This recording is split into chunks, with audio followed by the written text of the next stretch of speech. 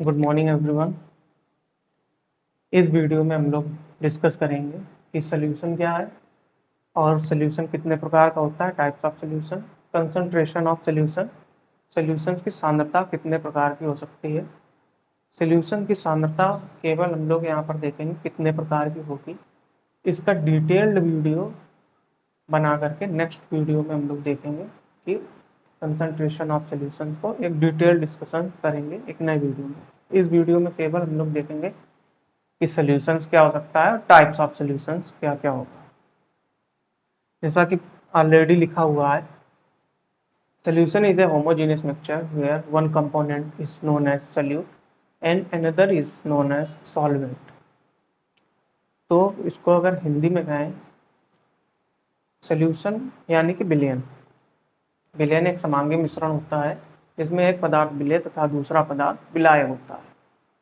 अब यहाँ पर बात हुई है होमोजेनियस मिक्सचर की, यानी कि एक समांगी मिश्रण की। तो इसको समझने से पहले, इसको डिस्कस करने से पहले कुछ बेसिक्स हैं उनको समझ लेते हैं, ताकि हम ये समझ पाएँ कि सॉल्यूशंस कैसे बनता है और किन चीज़ों का प्रयोग किया जाता है सॉल्यूशन बनाने के लिए। तो दो चीज़ें, दो पॉइंट्स हैं जिनको अभी डिस्कस करेंगे। नंबर वन इज मैटर, इसी को कहते हैं पदार्थ, और नंबर टू पॉइंट है मिक्सचर, जिसे कहते हैं मिश्रण।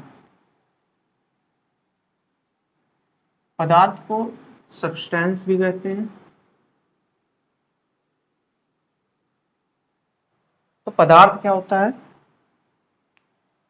प्रकृति में वस्तु जिस रूप में पाई जाती है उसे पदार्थ कहते हैं। Everything in the universe is made of material is known as matter और सब्सटेंस। यानी कि कोई भी चीज़ पदार्थ हो सकती है।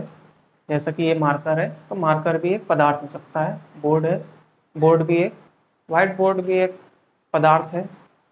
जो जिस भी चीज़ का अपना एक द्रव्यमान होता है और अपना एक आयतन होता है, वो सभी वस्तुएं पदार्थ होती हैं। यानी कि पृथ्वी में जो कुछ भी हम लोग देख रहे हैं या महसूस कर रहे हैं वो सभी चीज़ें पदार्थ हैं।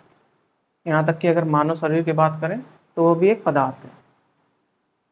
अब बात कर लेते हैं मिक्सचर।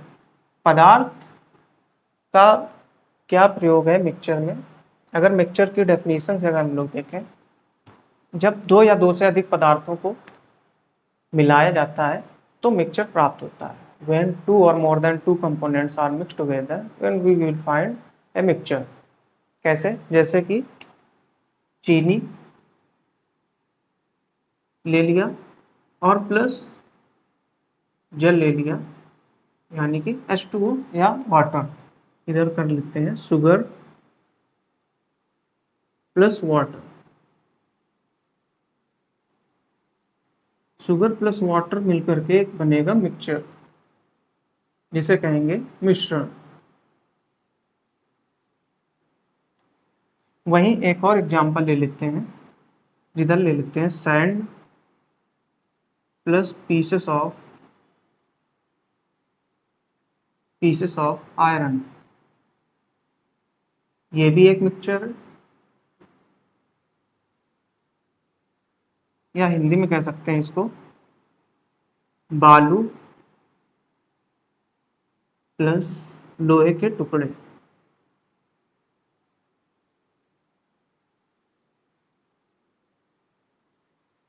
और ये एक मिश्रण है।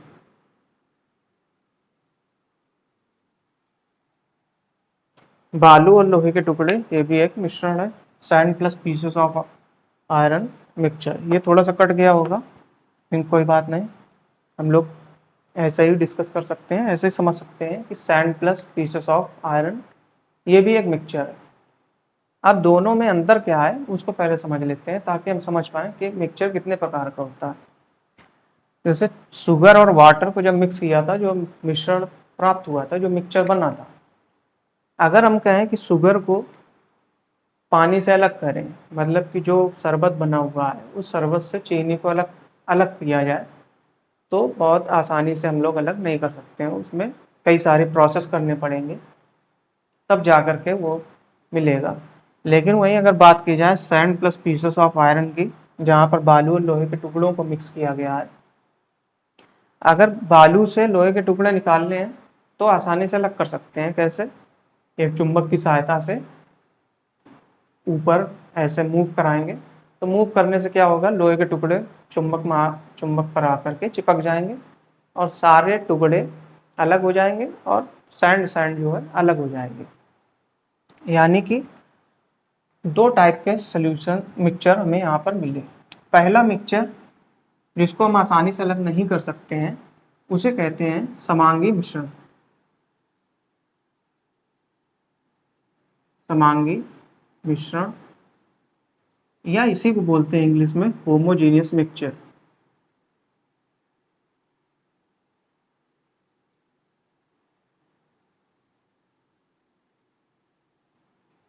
दूसरा जो टाइप है ये है विषमांगी मिश्रण।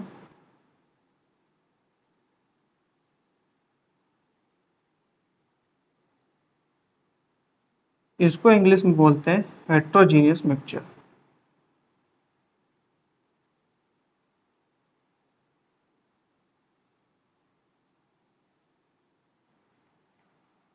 अगर इनका डेफिनेशन ही देखें तो समांगी मिश्रण की डेफिनेशन होती है जब दो या दो से अधिक पदार्थों को आपस में मिलाया जाता है और उन पदार्थों को आसानी से अलग नहीं किया जा सकता है, तो ऐसे मिश्रण को समांगी मिश्रण कहते हैं।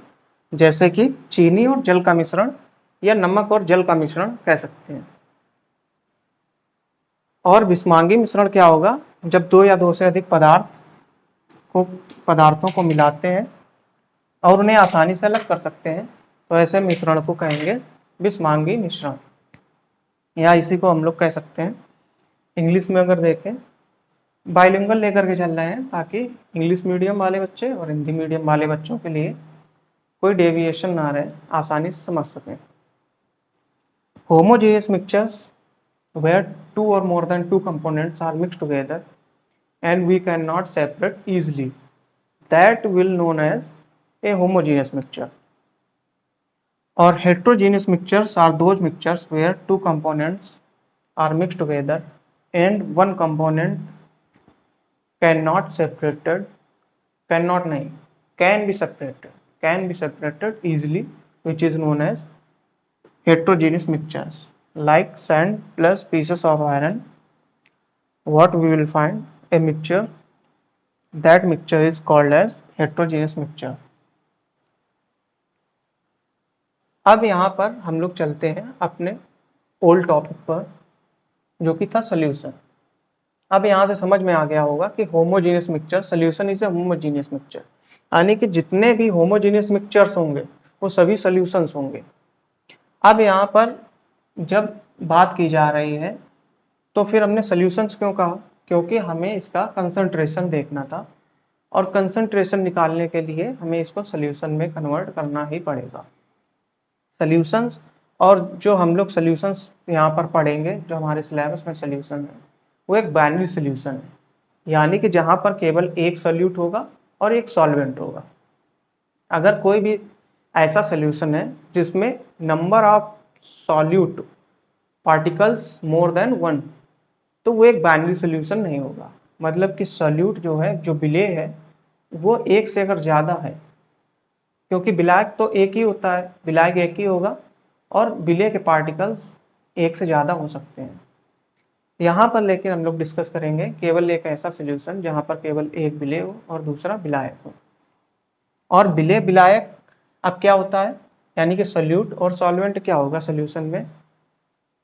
सोल्यूशन में जिस भी पदार्थ की मात्रा सबसे कम होगी, सबसे कम मात्रा में जो पदार्थ पाया जाएगा उसे विलेय कहेंगे, यानी कि सोल्यूट कहेंगे।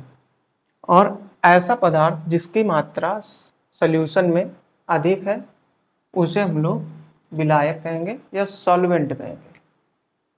ठीक है, इतना हम लोगों ने डिस्कस कर लिया। अब यहाँ पर जैसे कि इसका एक फार्मूला होता है solute plus solvent equal to solution, यानी कि सोल्यूट से, सोल्यूट की जगह शुगर प्लस वाटर सॉल्वेंट हो जाएगा, इक्वल टू सोल्यूशन में मिक्सचर मिला हुआ है, वो एक होमोजेनियस मिक्सचर है, इसलिए ये एक सोल्यूशन होगा। अगर sand plus pieces of iron की बात करें तो वो एक होमोजीनियस मिक्सचर नहीं है, इसलिए एक सोल्यूशन नहीं होगा। अब बात करते हैं टाइप्स ऑफ सॉल्यूशंस की। टाइप्स ऑफ सॉल्यूशंस को देखेंगे।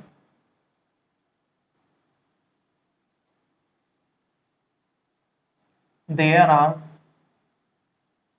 Three types of solutions. There are three types of solutions. कौन कौन से टाइप्स होंगे? नंबर वन होगा सॉलिड। सॉलिड सॉल्यूशन होगा, लिक्विड सॉल्यूशन होगा, और नंबर थर्ड है गैसियस सॉल्यूशन होगा। ये तीन टाइप के सॉल्यूशंस हम लोगों को मिल सकते हैं। पहला पॉइंट ये डिस्कस कर चुके हैं, तो उसको मार्क कर देते हैं ताकि हम लोग ये समझ पाए कि पहला पॉइंट डिस्कस हो चुका है। अब देखिए, सॉलिड, लिक्विड और गैसियस तीन टाइप का सॉल्यूशंस हो सकता है। अब इसी फार्मूले से लेकर के हम लोग देख करके चलेंगे। जैसे सॉल्यूट था, जो हमने पहला एक हमने एग्जांपल अभी डिस्कस किया हुआ है, शुगर प्लस वाटर।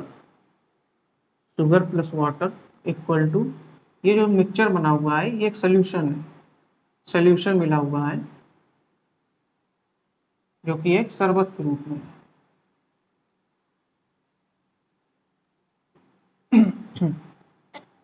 अब देखिए, शुगर जो था, अब टाइप्स ऑफ सॉल्यूशन कैसे हमें पता चलेगा? देखिए, शुगर जो था वो कैसा था? सॉलिड था, सॉलिड के फॉर्म में था। नेचर की बात करेंगे कि इनका नेचर कैसा है, तो शुगर सॉलिड नेचर का है, वाटर लिक्विड नेचर का है, और जो सोल्यूशन मिला हुआ है वो भी लिक्विड नेचर का है। यानी कि इसी एग्जांपल से हम लोग समझ सकते हैं कि सोल्यूशन का नेचर क्या होगा, वो पर्टिकुलर डिसाइड करेगा कौन?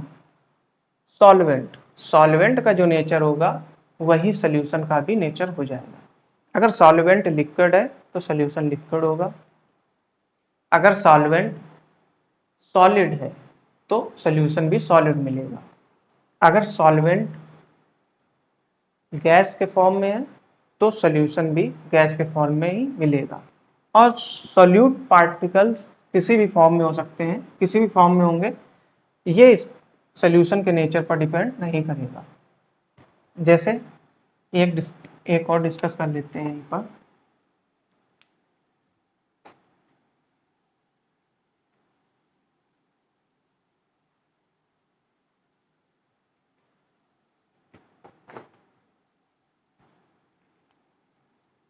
जैसे मान लिया जाए सॉल्यूट जो है वो सॉलिड है, प्लस सॉल्वेंट भी कैसा है? सॉलिड है। अब इससे जो सॉल्यूशन मिलेगा वो भी सॉलिड मिलेगा।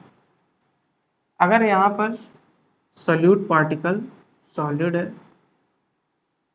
और इधर ये लिक्विड के फॉर्म में है सॉल्वेंट, तो सॉल्यूशन भी लिक्विड के फॉर्म में ही मिलेगा। ऐसे ही अगर सॉल्यूट सॉलिड है और सॉल्वेंट गैसियस के फॉर्म में है तो सॉल्यूशन भी गैसियस के फॉर्म में ही मिलेगा।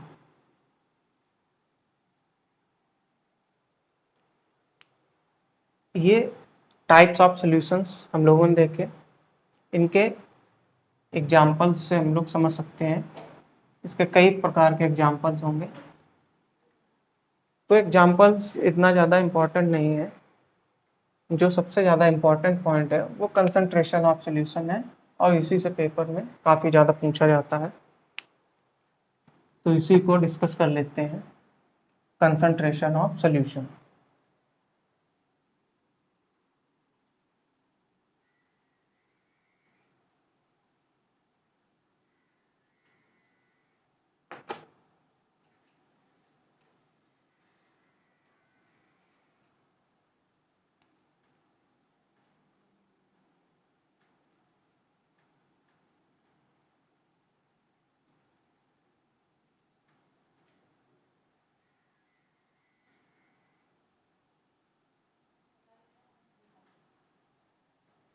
यहाँ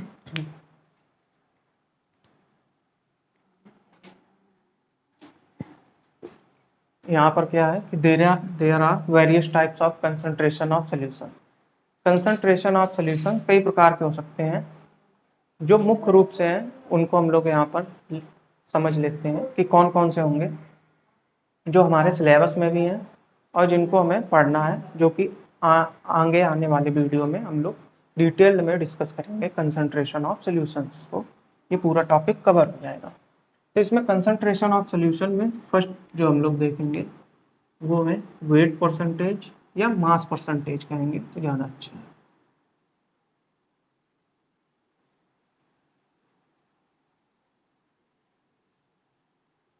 मास परसेंटेज जिसे हिंदी में कहते हैं द्रव्यमान प्रतिशत।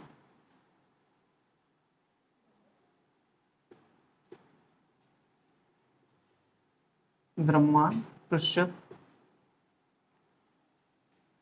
या इसी को ऐसे भी लिखा रहता है मास परसेंटेज। नेक्स्ट क्या है वॉल्यूम परसेंटेज। वॉल्यूम परसेंटेज या इसी को कहते हैं आयतन प्रतिशत। आयतन प्रतिशत। और नेक्स्ट है मोल फ्रैक्शन। मोस्ट इंपॉर्टेंट है मोल फ्रैक्शन। इसी को कहा जाता है मोल अंश या इसी को कहते हैं मोल प्रभांश।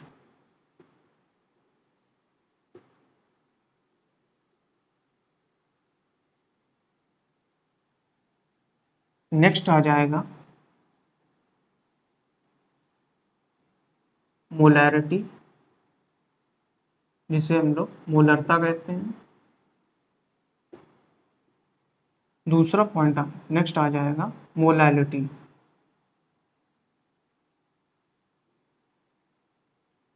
जिसे मोललता कहते हैं। इतने प्रकार के कंसंट्रेशन ऑफ सॉल्यूशंस हम लोग डिस्कस करेंगे। अब ये समझ लेते हैं कि कंसंट्रेशन ऑफ सॉल्यूशंस निकाला ही क्यों जाता है। जैसे मान लिया जाए एक अभी जो एग्जाम्पल डिस्कस किया था, जो कि एग्जाम्पल था वाटर प्लस शुगर का। एग्जाम्पल जो था वाटर प्लस शुगर और एक मिक्सचर बन रहा था जिसको शरबत कह रहे थे। पानी और चीनी का मिश्रण जो कि बनाया था। पानी और चीनी का मिश्रण जब घोल रहे थे, बना रहे थे, तो पानी और चीनी का मिश्रण जब बन गया, अगर उससे एक चम्मच या कुछ मात्रा उससे निकालें और उसमें अगर चीनी की मात्रा देखें तो गिलास में या जिस बर्तन में भी वो शरबत बनाया गया उसके कंपैरिजन में जो बाद में सॉल्यूशन निकाला गया है, जो चम्मच में निकाला गया है, उसमें चीनी की मात्रा कम होगी, लेकिन उनके दोनों में स्वाद में कोई अंतर नहीं मिलेगा। तो ऐसा क्यों होता है? ऐसा होता है कंसंट्रेशन ऑफ सॉल्यूशंस की वजह से कि अगर चीनी की मात्रा कम भी होगी तो नंबर ऑफ पार्टिकल्स कितने उस जल के बिलियन में, जल के विलायक जो जल है उसमें नंबर ऑफ पार्टिकल्स कितने घुल रहे हैं, ये उस पर डिपेंड करेगा। तो इसलिए हम लोग मास परसेंटेज में देखेंगे कि उस ग्लास में कितना परसेंटेज चीनी की मात्रा मिली हुई है या शुगर कितना परसेंटेज है, तो वो मास परसेंटेज में देखेंगे, तो उसको मास में डिस्कस किया जाएगा। फिर वॉल्यूम के टर्म में देखेंगे कि जो हमने चीनी ली है उसका वॉल्यूम, आयतन कितना था, वॉल्यूम कितना था, उसके बेसिस पर देखेंगे कि उसका वॉल्यूम परसेंटेज कितना आएगा। और मोल फ्रैक्शन में अगर देखा जाएगा कि नंबर ऑफ पार्टिकल्स को जब मास को कन्वर्ट कर दिया जाता है नंबर ऑफ पार्टिकल्स में, तो मोल फ्रैक्शंस बन जाता है। और फिर देखेंगे मोलैरिटी। मोलैरिटी भी मोल से ही रिलेटेड है। मोल से बस रिलेटेड है कि जो सॉल्यूट पार्टिकल्स हैं वो नंबर ऑफ मोल्स के टर्म में कितने घुले हुए हैं उस पर्टिकुलर सॉल्यूशन के आयतन में, वॉल्यूम ऑफ द सॉल्यूशंस में कितने नंबर ऑफ सोल्यूट पार्टिकल्स घुले हुए हैं in the terms of mole. और मोलालिटी में देखेंगे कि जो विलायक है यानी कि सॉल्वेंट है उसको केजी में लिया गया है, मतलब कि द्रव्यमान में लिया गया है, मास में लिया गया है। और यहाँ पर सल्यूट को पार्टिकल्स के टर्म में लिया गया है, मोल्स में। सल्यूट को मोल्स के टर्म में लिया गया है। जब ऐसी कंडीशन होगी तो वहां पर molality, concentration of solution molality हो जाएगा। इस वीडियो में इतना ही, बाकी नेक्स्ट वीडियो में हम लोग सीखेंगे concentration of solution. Thank you.